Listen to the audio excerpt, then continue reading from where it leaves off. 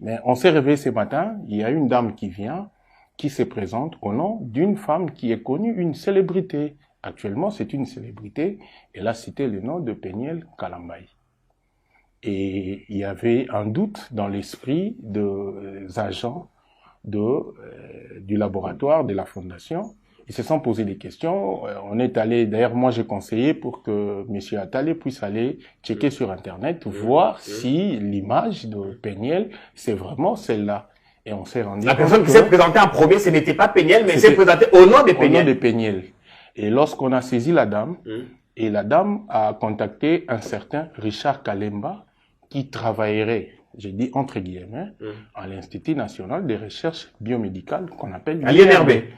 Et le monsieur s'est présenté, et par après, quelques minutes après, c'est Madame Péniel qui s'est présentée. La vraie Péniel, la véritable. Oui, pour se prévaloir de son nom. Et subitement, Monsieur Richard a disparu.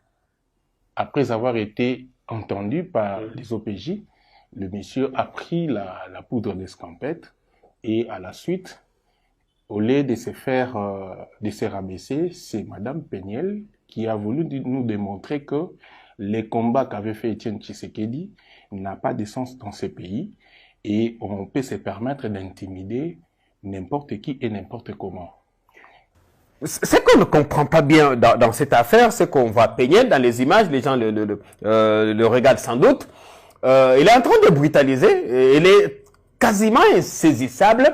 Est-ce qu'il n'a pas le droit, parce qu'elle dit, d'ailleurs les gens l'entendent, qu'il y a usurpation d'identité, quelqu'un a utilisé son nom à son insu.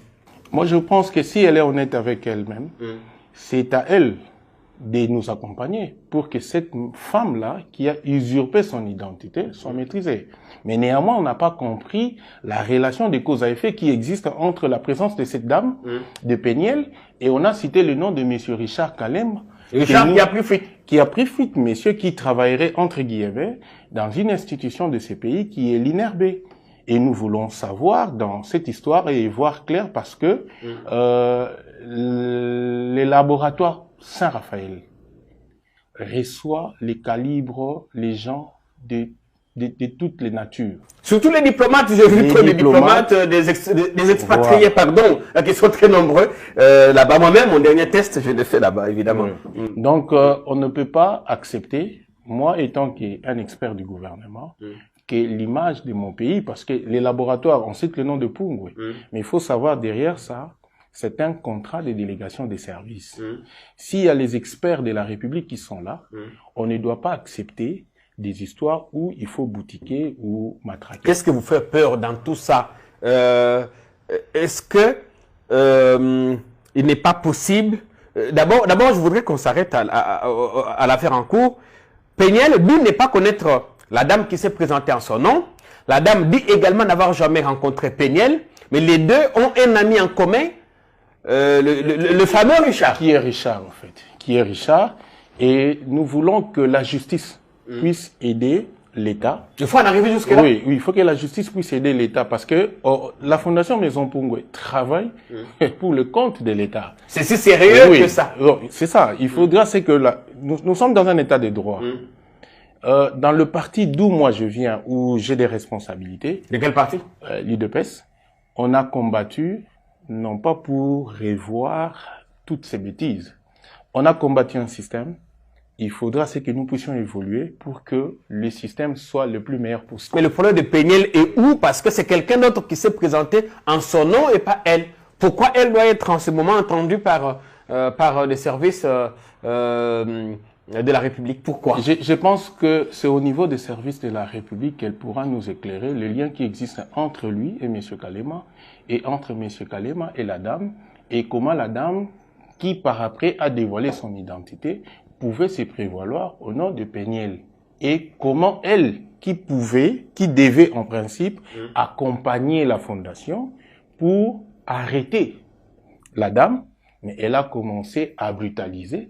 Elle pense que nous sommes dans un système où il faut faire régner la terreur. Vous pensez qu'elle serait des mèches ou qu'elle aurait envoyé cette dame pour passer le test à sa place?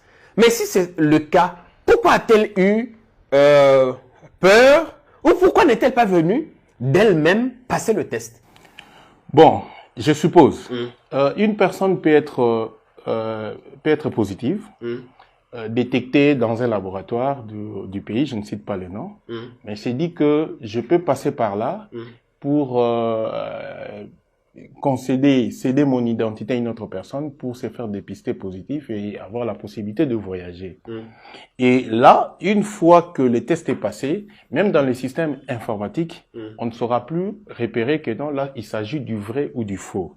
Mais on sait repérer du vrai ou du faux lorsqu'il faut exhiber les documents, les identités qui sont officiellement reconnues en République démocratique du Congo. J'ai dit les passeports, le permis de conduire, ainsi que la carte d'électeur. Bon, maintenant, si, supposons que la dame ait réalisé et on a pu organiser le test, fait le test au nom de Peniel avec les excréments de cette dame-là qui est supposée être négative et que le résultat est négatif. Et par après, la vraie Peniel se rend à l'étranger. Lorsqu'on fait un test de contrôle, on se rend compte